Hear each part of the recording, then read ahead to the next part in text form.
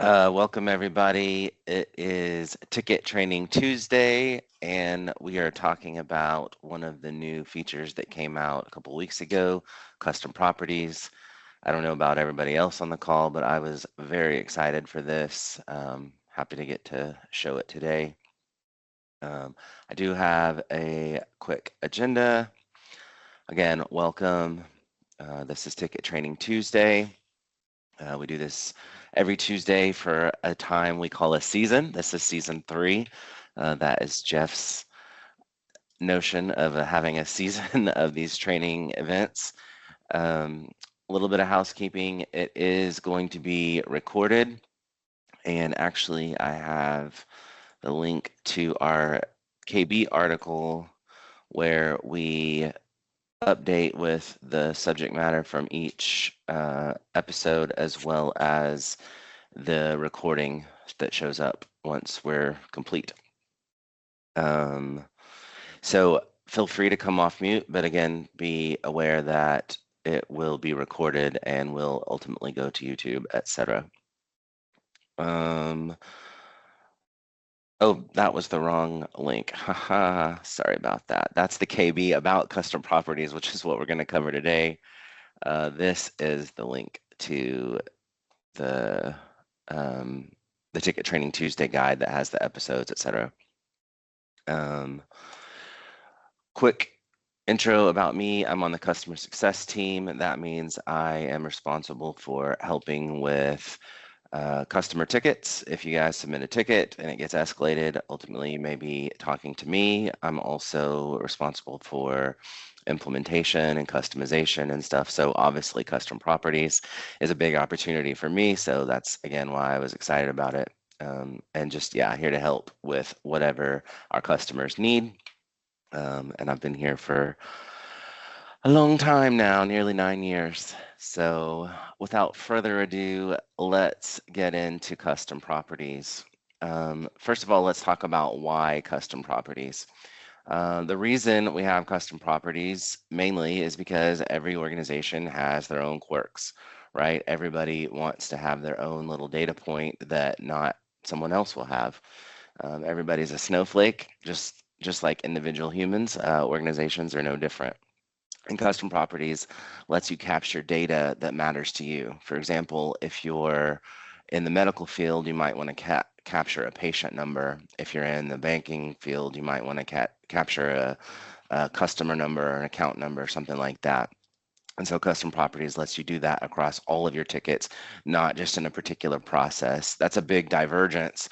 So we've had the ability to kind of store custom values for a long time, but they were on a per process basis, or you had to kind of reuse the same configuration from one process on other forms, other templates, etc. And now we have the ability to define a property that exists across all tickets. Whether it's got a value or not is a different story, but we do have that structure across all of our tickets. Another reason you might want to use custom properties is for things like advanced automation and routing. So it opens up all kinds of opportunities for automation.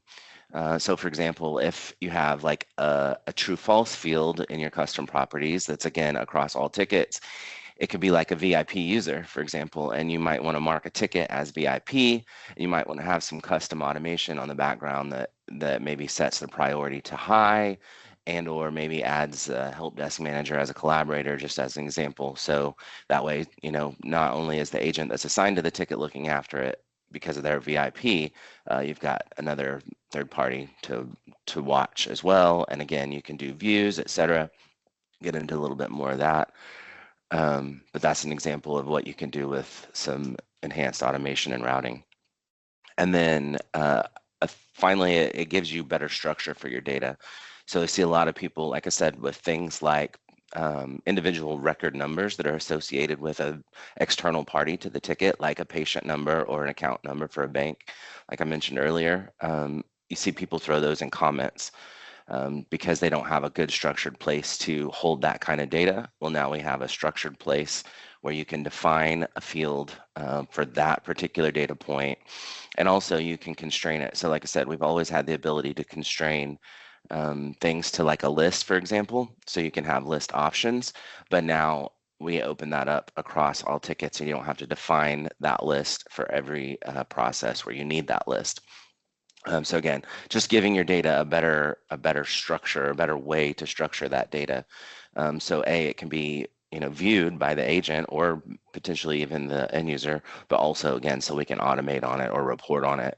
Just given having better structure so that the data is more visible and more accessible.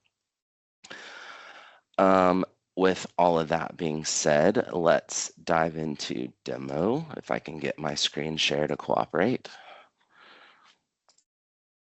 Any questions so far? Okay.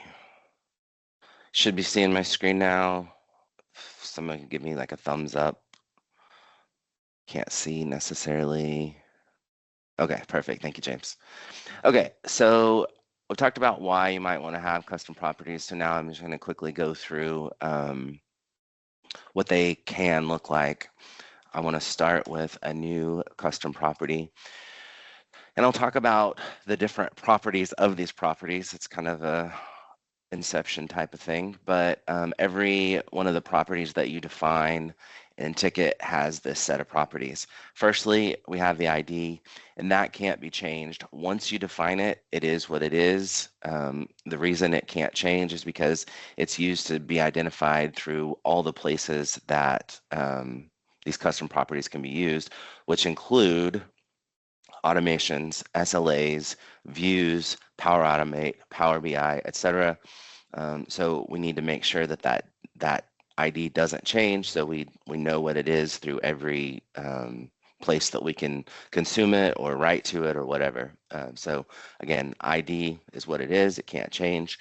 Name is different. So actually, I'm going to give, I talked about like a record number. I'm just going to use that. Record number is going to be my ID. The name is like the display name, so that can change. So I'm going to go ahead and call it record number for now, but later I'll come back and change it. A description is exactly what it sounds like. It can also change, a record number to hold, let's say now, another records ID, for example. Again, it's just a description to let you as the administrator know what this particular data point is. Data type, this can't be changed either. So once you define the data type, and I'm going to kind of talk about each one of these data types right here. But once you define that, once you set that on this property, again, it can't be changed. And again, because of all the places they use it, there's, kind of a dynamic experience around each one of these data types, and therefore it can't be changed. So once you set it, it is what it is. That's the data type. I'll come back to those data types here in a minute. We'll go deeper on those. Is required.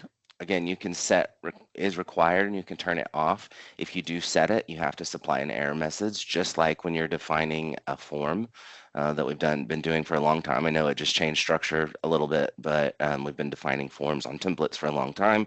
And if you added the required bit, you had to supply an error message so that if somebody doesn't supply a required field, they know they get an alert that says, hey, you've got to supply this field, and you can customize that message here. And then finally is hidden. Again, if you have like a record number, for example, if you're doing integrations with a third-party system, let's say when you create a ticket, you want to integrate with Azure DevOps, for example. If you want to track bugs alongside of a ticket, you want to have that correlation, but you might not want it necessarily displayed to the agent or the end user. And so you can hide certain fields, and when they're hidden, they come back in the API call. So like if you're using automation, if you're using Power BI, if you're integrating with that third-party system, the value is there. It just doesn't show up on the form. So that's what is hidden is used for. And again, I think that can be turned off or on after the property is defined. I'm going to go ahead and leave this as string and not required and give it a save. So now I have a property that is called record number. Again, I've labeled it as record number, and I am going to change that here in a little bit.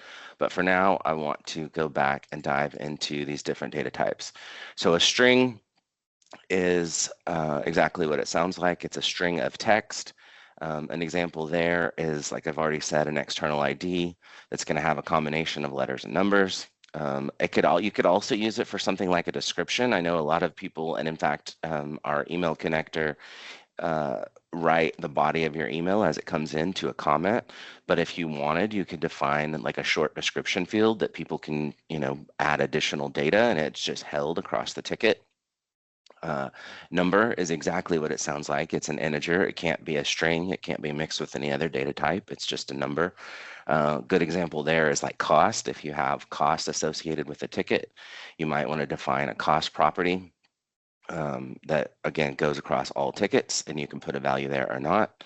True, false, again, exactly what it sounds like. True, false. If you set it, it's true. If you don't set it, it's false. I mentioned the VIP user example earlier. If you have a ticket that comes in VIP, you mark it as VIP. Again, you can automate against that, report against that, create views based on that, etc. You can create views on all of these, but true false is a really good example if you wanted to just call out a very specific type of ticket. You've got it checked true. List is just like our other lists that already exist on tickets. You can define list entries. In fact, I'll go show, I have location pre-populated. I'll show what that list looks like. Once this loads, give it a quick read. Oh, there it is. But we can define, again, list values for a list property that we can select, and we can add values to that, take values away, etc., just like we do with category, status, things like that. We have list values where we can, again, expand and, again, constrain. So like location is a great example. Location is the one that I'm trying to show here. When you have location, you want to constrain that to a list of set values so that the data is consistent across all the tickets. I'm going to try refresh one more time. When the list value is consistent across all the tickets, you don't have automation hiccuping on kind of one-off answers. If somebody, if the answer is supposed to be New York, for example, and somebody doesn't put the space between New and York, and you're looking for that, it's going to fail if you're doing some kind of automation around it, especially in Power Automate, etc. Well, I'm struggling to get the custom properties page to load.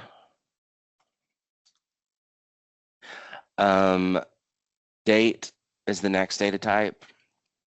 So an example of date might be like a start date. For example, if you start working on a ticket, you might want to set a start date because you have the created date and you have the resolution date, but you may want to do some amount of measuring on the difference between when the ticket actually got started. And I thought about an automation that might make sense there is if you see if you could have a ticket automation where when a comment comes in, if the agent makes a comment, excuse me, and there's not a start date already set, you could have an automation, an internal ticket automation that sets that start date based on like that new comment, the date that the new comment, time and date that the new comment came in, so that it's kind of like an acknowledgement. So when the agent makes their comment, their first comment, it sets the start date, but it'll never happen again because the start date will be looking for, or that automation will be looking for a null value in that start date field. I'm going to try to go back where I was, location. And again, we were talking about the list type. And so you can see I have a list of buildings here. I can add if I want to.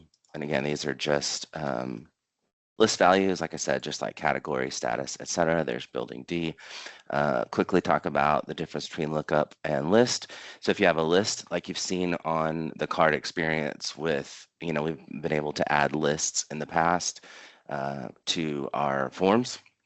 A similar situation here. If you do a lookup, it's just going to be a text field, and as you start typing, it'll populate one of these options.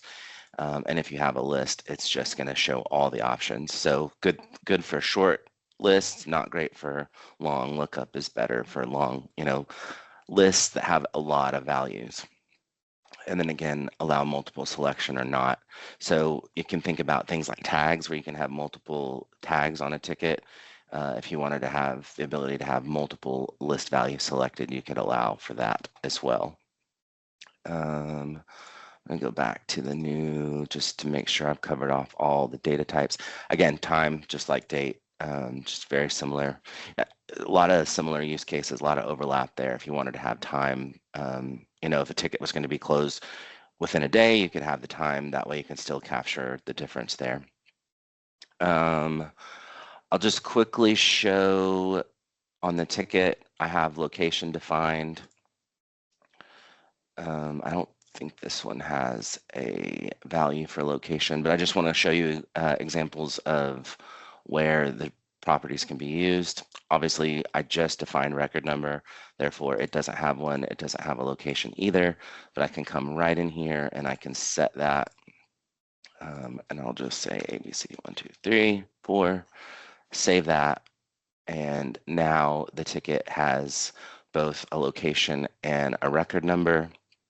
If I wanted to, I could come in here and add a new view for just building B. Call this my building B tickets. Save that. And it switches there, and you can see this is the one I just modified. Now I have a view of just building B tickets if I need to segment them for whatever reason. Again, that works across all the data types, like the VIP user example I used. If you had a view defined for that, it would show you just those tickets. So again, great for kind of pulling tickets out that you want to take special care of, or maybe it's just for a special group of people, whatever. Now you have the ability to segment those tickets. Like I said, the custom properties are available in automation. I'm not going to show that today because actually next week we're going to have kind of a part 2 about custom properties where we're going to get into some more automation examples and kind of show what that can and will do. I will just say that they're also available for SLA. So if you wanted to have, I'm using building B because I just set that. If you have, let's say you have your executives are all in building B, and so you want to have a special SLA against that. Let's say the ticket is active, and ultimately, like I said, you can select location equals building B, and then you can set, that has to be approached in 1 hour, and it's breached if it's not done in 2 hours, etc. Just like any other SLA definition. But now we can, like I said, add a custom value that exists across all tickets, and then we can have an SLA against that as well. Any questions about custom properties? I'm gonna stop sharing so I can see anything in the chat. Anybody want to come off mute and ask a question about custom properties? No? Okay. Well, I will say again, thank you guys for coming out and attending our Ticket Training Tuesday. We like doing these. It's a great way for us to show you kind of what's going on with Ticket as new features come out, or as we just dive deeper into things that already exist. Again, with the customer success team, we just want to make you guys successful with Ticket. So we like doing these. And again, come back next week. We'll be talking about custom properties some more, but we'll be going deep on automation and again, what's possible with custom properties and automation. All right. Thank you guys. If you have any questions after this, feel free to reach out to help@tikit.ai or help@cyerson.com. Sorry. And thanks again. See you next week.